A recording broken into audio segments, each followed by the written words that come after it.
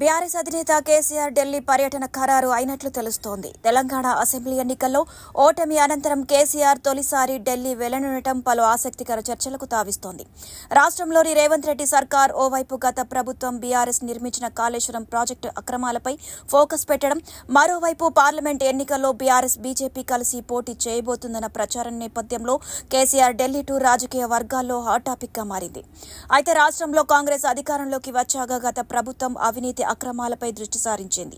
ప్రధానంగా కాళేశ్వరంపై ఫోకస్ పెట్టి మేడిగడ్డ బ్యారేజీలో జరిగిన అవినీతి, కేసీఆర్ నిర్ణయాలను తూర్పారబడుతుంది. ఈ నేపథ్యంలో ఇటీవల అసెంబ్లీ ఇరిగేషన్పై శ్వేతపత్రం కూడా విడుదల చేసి కేసీఆర్ వైఫల్యాలను వివరించింది. ఈ క్రమంలో కాళేశ్వరం ప్రాజెక్టు అవినీతిలో భాగస్వామ్యం ఉన్న ఏ ఒక్కరిని వదిలిపెట్టలేదని అసెంబ్లీ వేదికగా తేల్చి చెప్పింది. ఇదిలా ఉండగా రానున్న పార్లమెంట్ ఎన్నికల్లో బీఆర్ఎస్ బీజేపీ కలిసి పోటీ చేస్తాయనే ప్రచారం జోరుగా వినిపిస్తోంది.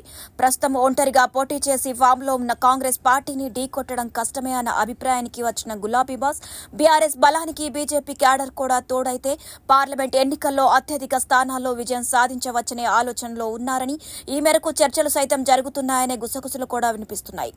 ఈ నేపథ్యంలో కేసీఆర్ ఆకస్మిక ఢిల్లీ పర్యటన పొత్తు కోసమేనా, లేక కాళేశ్వరం ప్రాజెక్టులో తమను తప్పించమని కేంద్ర ప్రభుత్వ పెద్దల వద్ద విజ్ఞప్తి చేయడానికా అనే దానిపై జోరుగా ప్రచారం జరుగుతోంది. ఎన్డీఏలో బీఆర్ఎస్ చేరిక ప్రచారం ఇలా ఉంటే, ఈ వార్తలకు బలం చేకూరేలా బీజేపీ అగ్రనేత అమిత్ షా ఎన్డీఏతో కలిసేందుకు చాలా పార్టీలు ఆసక్తిగా ఎదురుచూస్తున్నాయి. త్వరలోనే ఎన్డీఏలో భారీగా చేరికలు ఉంటాయనే కామెంట్స్ కూడా చేశారు. ఈ పరిణామాల నేపథ్యంలో అనూహ్యంగా కేసీఆర్ ఢిల్లీ పర్యటన రాజకీయ వర్గాల్లో ఆసక్తికరంగా మారింది.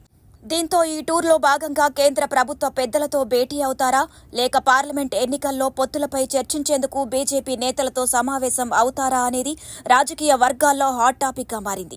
ఒకవేళ కేసీఆర్ ఢిల్లీ పర్యటన పొత్తు అంశంపైనే అయితే, ఇన్ని రోజులు కేసీఆర్ పై దుమ్మెత్తిపోసిన తెలంగాణ బీజేపీ నేతలు బీఆర్ఎస్ తో కలిసేందుకు సుముఖత చూపుతారా అనేది ప్రశ్నార్థకంగా మారింది.